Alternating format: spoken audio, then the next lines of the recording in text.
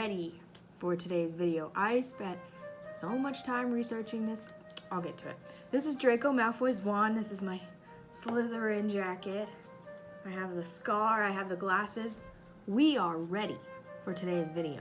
You better be too. Draco Malfoy is the Harry Potter character that everyone loves to hate.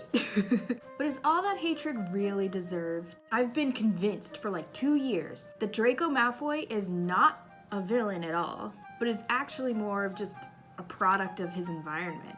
Can even maybe go as far as to say he's more of a victim and maybe even a hero. Don't click off this video yet. I have evidence, I swear. My husband is so against this theory. He hates whenever I try to bring it up or talk about it. So I have spent like the past, I don't even know. It's been a little while, a few weeks at least, diving into the Harry Potter world to prove my case, and I got it. By the end of this video, you will be shook, as the kids say these days. Dallin, I'm coming for you. You will join the dark side. Okay, so let's start at the beginning. Draco is the son of Lucius and Narcissa Malfoy, rich pureblood family. His dad is a big-time jerk, and Draco is constantly vying for his approval and like kind of getting it. Narcissa spoils him to the high heavens and is super overindulgent and very protective of him.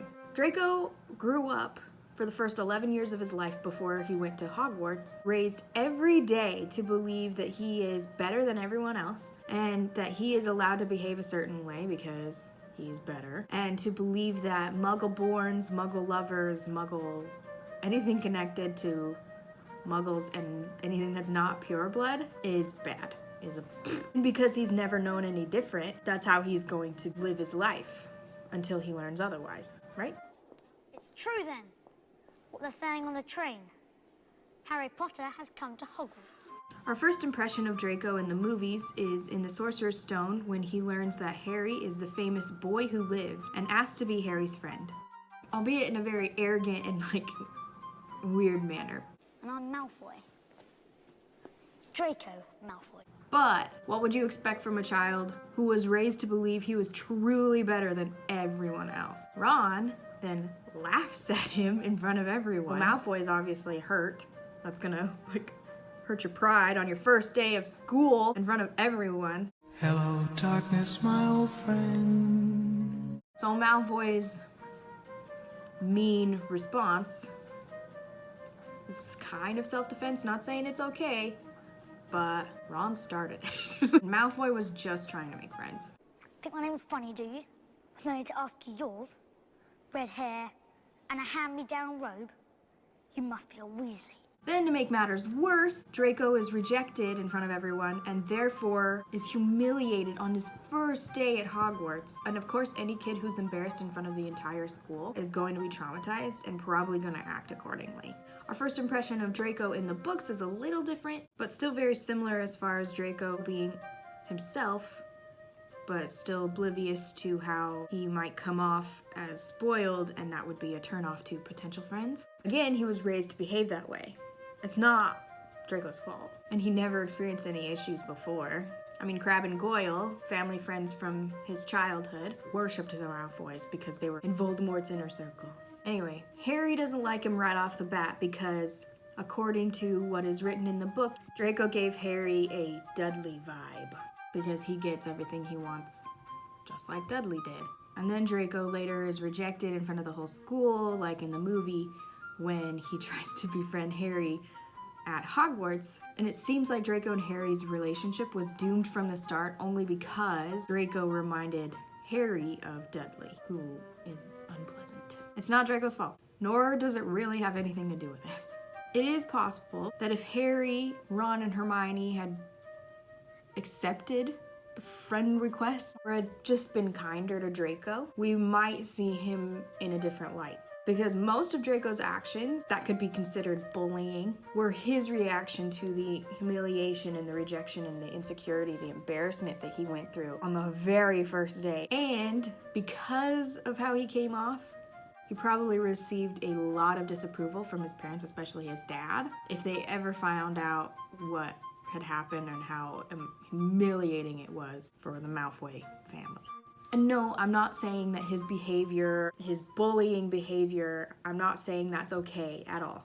But I'm only saying that it comes from a place of sorrow and insecurity as a defense mechanism. Not because he genuinely means any harm, or it's not just for kicks or just because he's pure evil. He's just a normal kid, not a bad person. Many people hypothesize that the reason Draco tried to be Harry's friend was because the Malfoys told him to, because he has high status, he's the boy who lived, it'd be really cool, and help them kind of climb the social ladder even more. However, that theory doesn't make a whole lot of sense to me because Lucius Malfoy was a Death Eater in Voldemort's inner circle. Harry Potter was believed to be the sole reason that Voldemort was defeated and disappeared. But many believed the Dark Lord was still alive, still out there, and was going to come back. Among those were the Malfoys. I imagine that the Malfoy parents might fear the consequences of their son befriending Voldemort's biggest enemy if he ever were to return. So if that's the case, I think Draco genuinely just wanted to be friends with Harry. But after being rejected, this only helped Draco lean on his parents' beliefs even more. But if he wasn't rejected by Harry, maybe he would have come around a little sooner than he did. Similar to what happened to Sirius Black and James Potter. Speaking of Sirius Black, just like Draco, he grew up in a pure-blood family with the same views as the Malfoys. And just like Draco, Peter and Sirius were also bullies in school. For no reason. There's no justification. Like, I was just saying how Draco's behavior stems from a place of sorrow and insecurity. James and Sirius had no reason to be so mean to Severus Snape in school. No reason. And just like Draco, spoilers, Sirius changed his views and left his family because of it. Sirius just did it a few years earlier than Draco did. So why is it that we excused Sirius Black's behavior and we love Sirius Black, but Draco does not get the same love? That's just a little side note. Moving on. As far as using the offensive term, "You filthy little mudblood," I go back to is the fact that his parents obviously used that term around him growing up. He learned that word from them as something that is good. Not in like a complimentary or flattering way, obviously, but that it is good to use for the purpose of what they believe to be right at the time. When you're a kid, the first time you say a curse word, I said, I'm going to kick his ass. Oh. your parents might laugh at you or take the camera out or whatever and think it's really funny, but eventually they're going to tell you, okay, that's not a nice word, don't use that word. But that's not a nice word. You should say kick his butt. Oh. But if his own parents are using it and not encouraging him not to use it, he's going to use it. It's kind of common sense. Even though he knows the gravity of it and he knows what it means, he's never been told or taught why it's not okay. There's also evidence to suggest that the Malfoy parents only fueled the rivalry between Harry and Draco, making Draco feel very, very insecure. Like in Chamber of Secrets, Lucius bought Draco's Quidditch spot on the Slytherin team. You see, Weasley, unlike some, my father can afford the best. At least no one on the Gryffindor team had to buy their way in. They got in on pure talent. And it was as if Draco had to be as good or better, probably better, than Harry if he were to get his dad's approval. And that's just sad. That's just tragic. That's heartbreaking. Another thing. Draco falls victim to what I have decided to call the Slytherin problem. Basically, the reputation that precedes Slytherins helps shape the members of the house. My best way to like explain this is actually through the use of Zootopia, the Disney movie, so I'll show that clip so then you get what I'm saying. All right, look. Everyone comes to Zootopia thinking they can be anything they want. Well, you can't. You can only be what you are. Sly Fox, dumb bunny. I am not a dumb bunny. Right. And that's not wet cement. You'll never be a real cop. Basically, if that's all people will see you as and that's all people believe, you might as well become that stereotype. So the stereotype of Slytherins, of the Slytherins where Voldemort came from, like, that's where all the Death Eaters are. There's not a witch or wizard who went bad who wasn't in Slytherin. All that stuff, that is going to be fulfilled if nobody else will take you seriously otherwise. I think if Draco was given the opportunity to think his own thoughts and not lean on the Slytherin stereotype and the beliefs of his parents his whole life, he might have, like I said, like Sirius, come around sooner. Also, it seems at surface level that Draco hates Hermione, but in a weird way, he actually tried to save her at least once. In the Goblet of Fire, during the Quidditch tournament, when all of the Death Eaters are in their masks and they're doing their scary thing with the cloud stuff and just having a lot of chaos is going on, Draco is kind of hanging out in the forest, at the edge of the forest, just kind of calm, and he sees Ron, Hermione, and Harry, and he says in a very, again, weird, sassy way that they need to hide Hermione from the Death Eaters because she is a Muggle-born and they'll probably kill her. And like I said, he does it in a weird and snobbish way, but it's a warning nonetheless. My theory on that is maybe Draco wanted to help and make sure that Hermione would be safe, but he also needed to save face if any of the Death Eaters or his dad found out what he said. Everything changes for Draco in the Half-Blood Prince, everyone knows that. This is when Draco starts showing some serious, major signs of an actual mental health issue, especially like depression or anxiety. I mean, I'm not a doctor, but like WebMD will tell you, right? He is slacking behind on homework, missing class, ditching Quidditch practice, which is actually a really big deal because if you didn't know, that was what Draco wanted to do when he grew up. He wanted to be a Quidditch player and he loved Quidditch. It was one of his favorite things. So to miss out on that is actually like major. He's losing sleep, he has sunken cheeks, he's paler than normal, his eyes have dark circles under them. It's just really unhealthy. Obvious to basically everyone that he's going through something weird. And it's because he is charged with the obviously impossible task of killing Headmaster Dumbledore and taking the Elder Wand for Voldemort. It was also a form of punishment against Lucius for failing in all of his tasks that Voldemort has given him up to this point.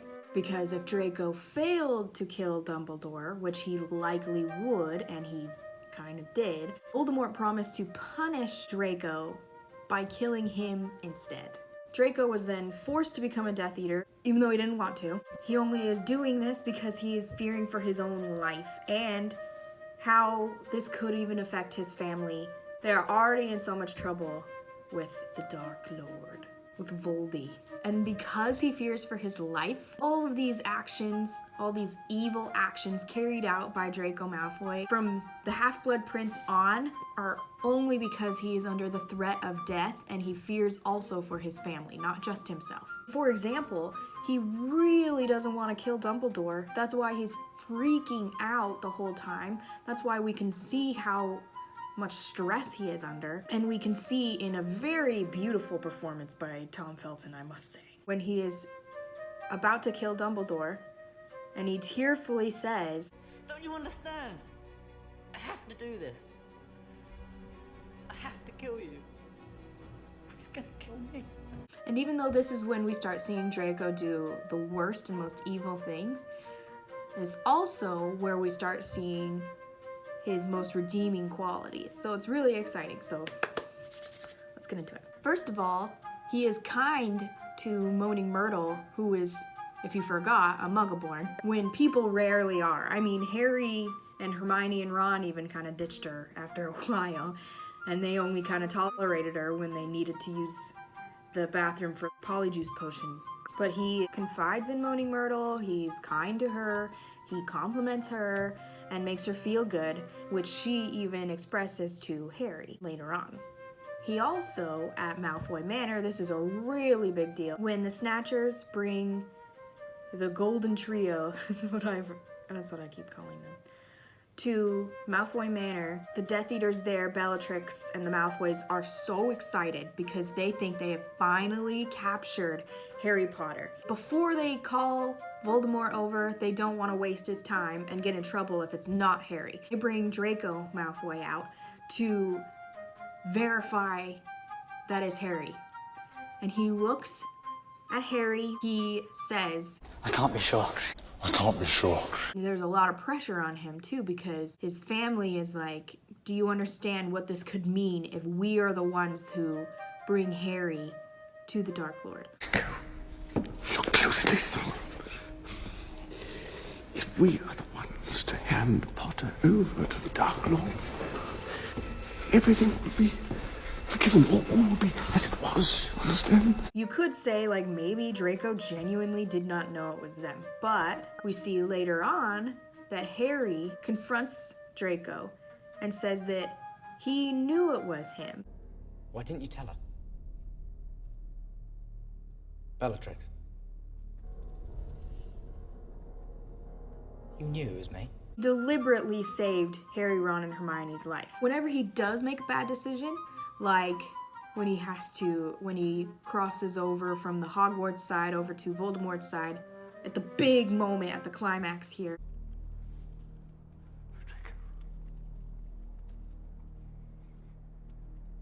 Draco. Come.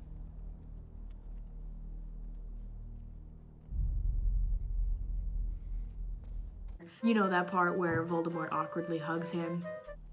Well done. That part. He does it very hesitantly.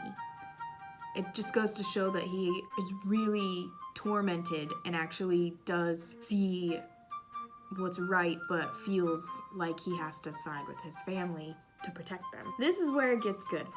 After the Battle of Hogwarts, Draco completely turns his life around. He marries Astoria and abandoned the Malfoy family because he didn't support their beliefs anymore.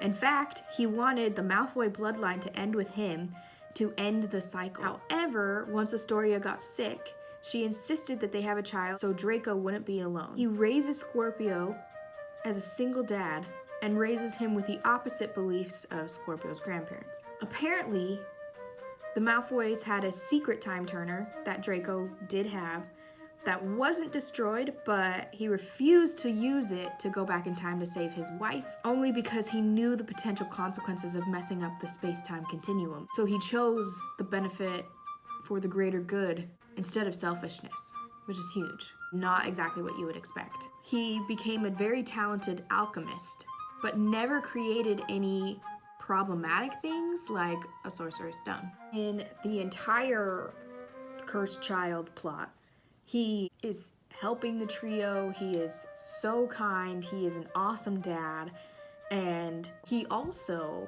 surprisingly, is so excited and happy to be taking orders from Hermione as the Minister of Magic because she is a Muggle-born and he's so excited to see the progress and what she was capable of. Draco is also talented in occlumency, which means that he is able to close off his mind so people can't read his mind. And that's because, according to J.K. Rowling, he's very good at repressing and compartmentalizing his emotions and feelings, which is just more evidence to suggest that Draco is much more complex than what Harry and the audience is able to see. One of the ways that we can learn about Draco's complexity and more about his personality is through his wand, which I have right here. It's a big old fat version because it was like $7 on Amazon, but it's Draco's wand. It is made of hawthorn wood, which Ollivander explained that Hawthorne wands only choose wizards with great talent, but also great turmoil. It goes to show that he was constantly dealing with the cognitive dissonance of what he was learning and kind of was learning to know what was right while also dealing with what he was taught his entire life. It has a unicorn hair core, which J.K. Rowling said represents goodness, even if it was just a little shred, according to her. But I think it might be more than meets the eye. Speaking of J.K. Rowling, she actually hates that Draco has all these fangirls. Hates it, and she wants it to stop. She claims that he is not a nice guy and doesn't deserve any sympathy. However, she also has said once that Draco's character is based on several other real people from her life. So I'm wondering, now don't come for me, I'm not sending any hate, okay? I'm wondering if her feelings towards Draco are more founded upon her feelings towards those people who inspired the character and not based on Draco himself and his experience and his thoughts and his whatever. One more thing before I give you the biggest evidence, what'll just freaking blow your mind. One last thing. There is a theory among Harry Potter fans that Draco is actually the real hero of the Chamber of Secrets, because in the movie he is seen ripping out a page of a book where Harry and Ron were able to solve the mystery of the basilisk was from a ripped page from the book out of Hermione's petrified hand. There's a full video on that, I can link that down below. So that's a little interesting theory. Finally, the biggest evidence of all, and this is where I close my case, is this deleted scene from the Deathly Hallows Part 2 after, again, spoilers, Harry comes back to life. Draco decides last minute to run over to Harry, return his wand, and actually help him defeat Voldemort. The scene is shot from a weird angle, and it was deleted. It wasn't used in the movie, obviously, but it's definitely there. Watch. Run! Potter! Ringo! Take cover. You're convinced now, aren't you? Draco Malfoy really does deserve better. You know? He really gets a lot of hate, even from the person who created him, when I think it's just a little unjustified. Let me know what you guys think. Is he a villain in your head? Is he more of a victim? Is he kind of a hero? Is he like an anti-hero? Let me know what you guys think. I want to hear all about it. And you're not going to change my mind because I'm right.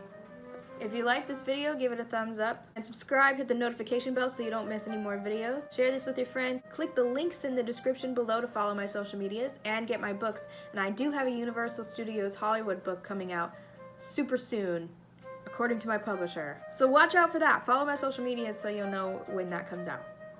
Thanks again for watching. See you real soon.